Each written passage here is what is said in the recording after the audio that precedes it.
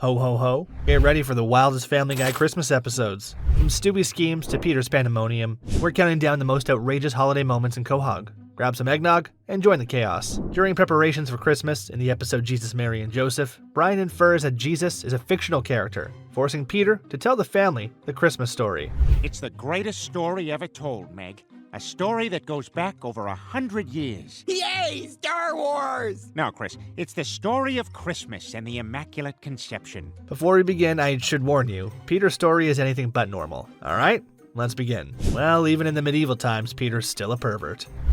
Hi, I'm Joseph. Oh, hello. I'm Mary. Now that's interesting. Peter is Joseph and Lois is Mary. Meanwhile, things were a little bit different back then. That's good. That's good. Pull your pants down. What? Come on, this is our 7th date. It's completely natural. Birds do it, bees do it, dinosaurs whom we live alongside do it. So Peter, well, I mean Joseph, this isn't the 21st century where people have sex on their first date. Although going by Peter's story, they were equally as perverted as now. You banged Kevin God from South Nazareth? Come on, Peter. But if we're being honest, Peter's story isn't too different from the real one. At least this next part. Yeah, hey, so tell me one more time how it is that God got you pregnant. Because when you tell me the story, it sort of makes sense. But then when I tell the guys at work, they poke all kinds of holes in it. Peter's story even features his own version of the biblical 3 wise men. You sure this is the right way? Yes, I'm sure. We follow the star.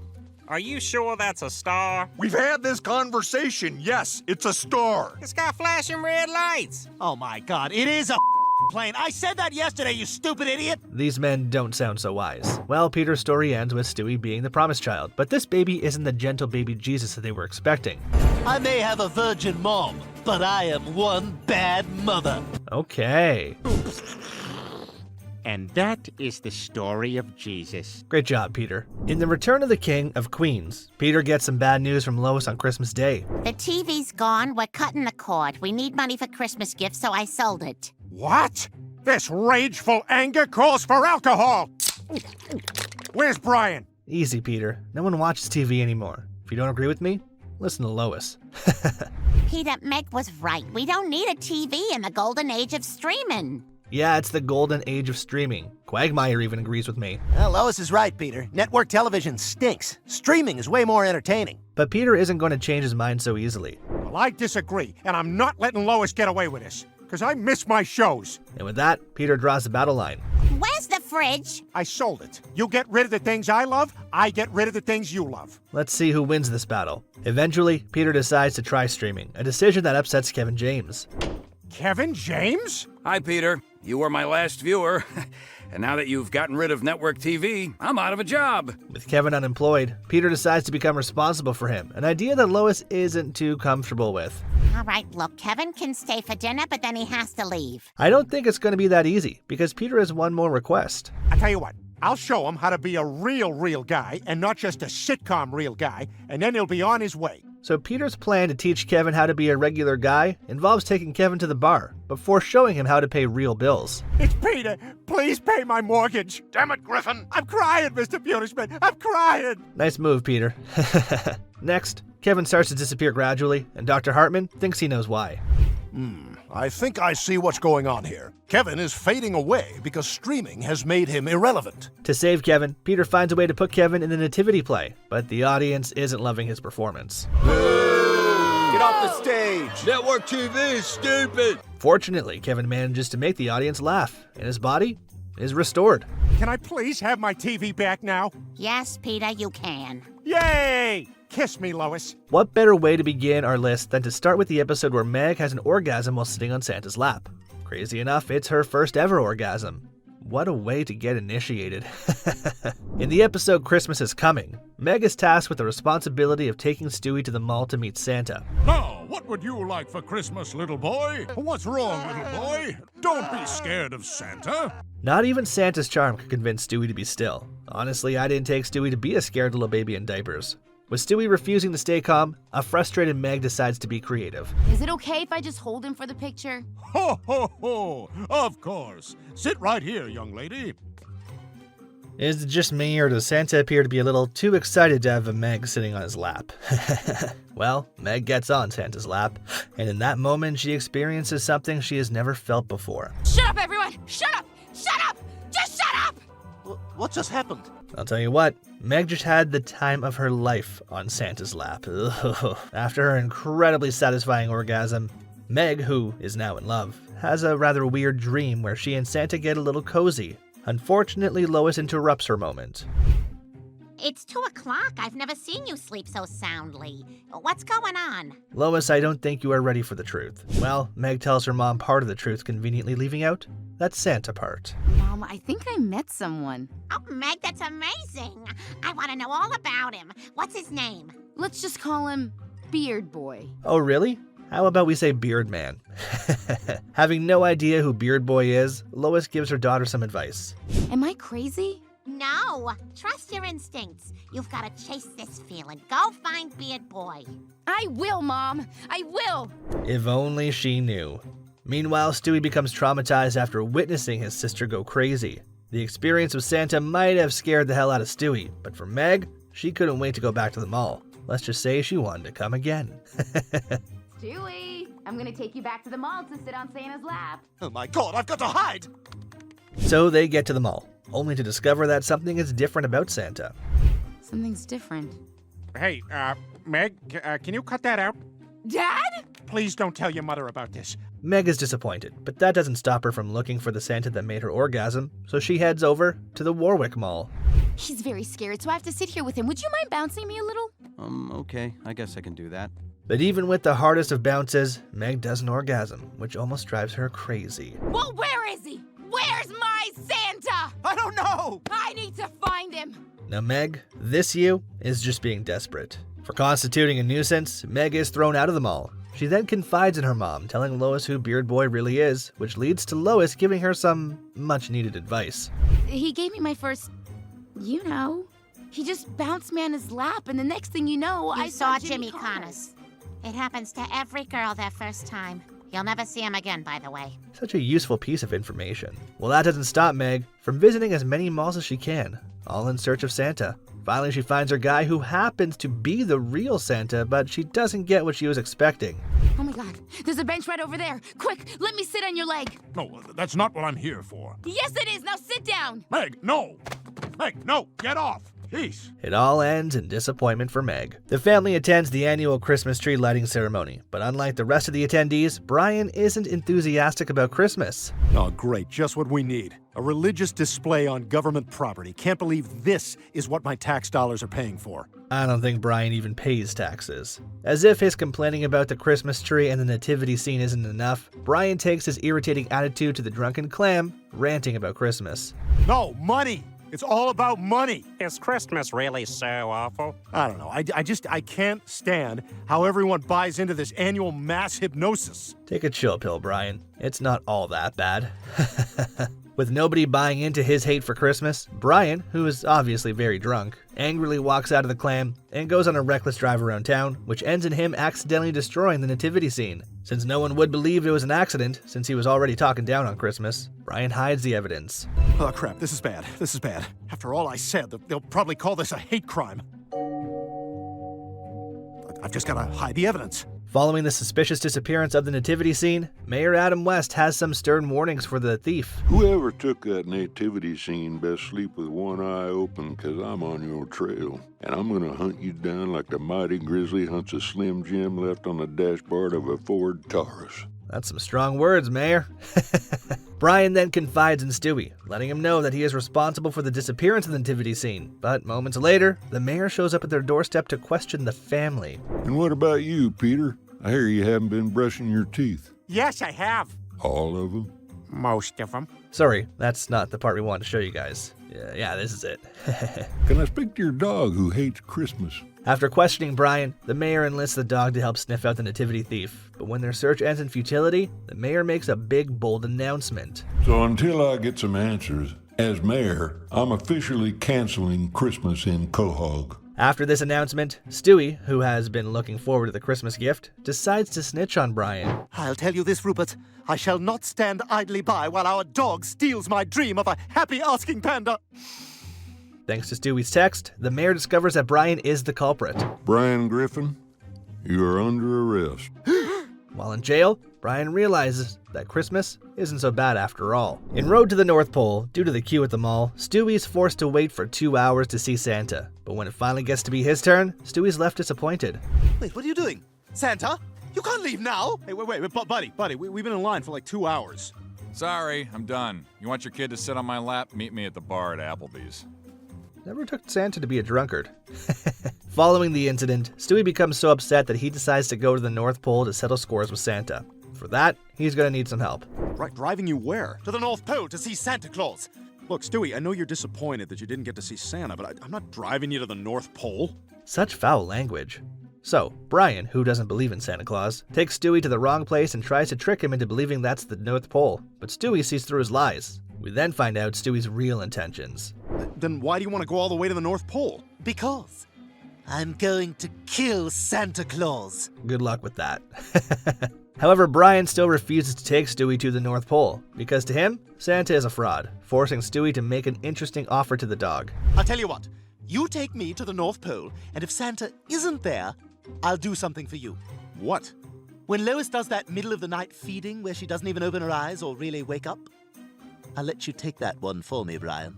Obviously, Brian can't say no to such an offer. Their journey to the North Pole turns out to be a rather frustrating adventure, with Stewie determined to get to Santa against all odds. Well, they eventually track down Santa, but even Stewie couldn't have been prepared for what they find. I'm Stewie Griffin, and I'm going to kill you! Oh, thank God. What? Santa then goes on to tell the sad story of how it's becoming almost impossible to keep up with the growing population of kids who want fancy toys, and how it's affecting his health. Poor Santa. This is in none of the songs or poetry. It's a horror show up here. How could you let this happen? Me? I didn't do this. Santa, who looks completely drained of energy, collapses, and the responsibility of saving Christmas falls on Stewie, who initially set out on a journey to kill him. Speak of a plot twist. All right, Brian, let's do this. Eventually, they get the deer to respond, as they set out to deliver Christmas gifts to kids. But unfortunately, they mess it up and end up committing murder. At the end, Brian is forced to tell the whole world about Santa's plight and how they can make the job easier for him. To celebrate Stewie's first Christmas, which is actually a bit surprising because Stewie has been around since season 1, Lois wants the entire family to go for the Christmas carnival. Come on, everybody, let's go to the mall. It's time for the Christmas carnival. At least we're not the only ones who are surprised. To their amazement, they get to the mall to find the place completely empty. What the hell? Where's all the decorations and a big Christmas tree? To understand what's going on, they ask a security guard who informs them that the Christmas carnival has been canceled. A news that leaves Stewie completely devastated. So Vinny goes around to do some digging, and he finds out the exact reason why the carnival was canceled. Who says the carnival was canceled by the mall's owner? Some guy named Connor Pewterschmidt. Oh my God! So I got another guy working on finding out who that is. It's my father. It turns out that Lois's father, who also happens to be Stewie's grandfather, is the villain responsible for canceling the Christmas carnival. To get Carter to do the right thing, which is to bring back the carnival, Peter goes to have a chat with him. Why did you cancel the Christmas carnival? Because I hate Christmas. Wasn't expecting Peter to be that rude.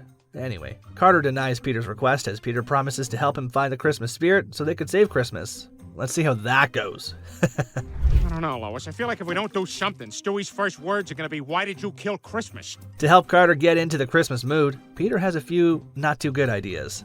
First, he suggests that Carter writes a Christmas letter to all his friends and relatives. And to teach him how to do it, Peter shows him his own letter. Peter had a great year and is now starting quarterback for the Jacksonville Jaguars. Now I get it. Peter's idea of a Christmas letter is to write a letter full of lies. For the next item in the plan, Peter has something even more absurd. Now, everyone knows the best way to get the Christmas spirit is to drink a whole lot of thick, frothy eggnog. So get going. I don't like eggnog. That's just unnecessary if you ask me.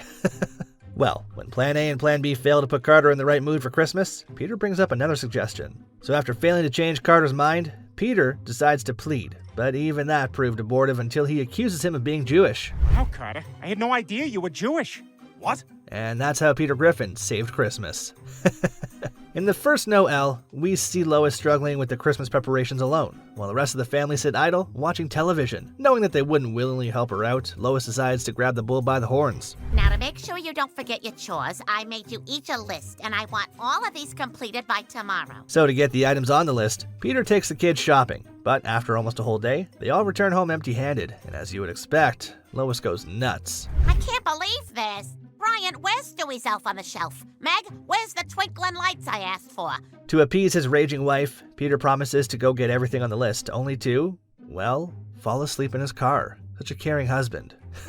Frustrated by the irresponsibility, Lois decides to do something different. Well, Lois tells them that she's on her way to her sister's place in Cabo, but that's a lie. Instead, she gets a room in a local motel close to the house so she can spy on them. Watching the family fall apart without me is better than Cabo. Okay, 007.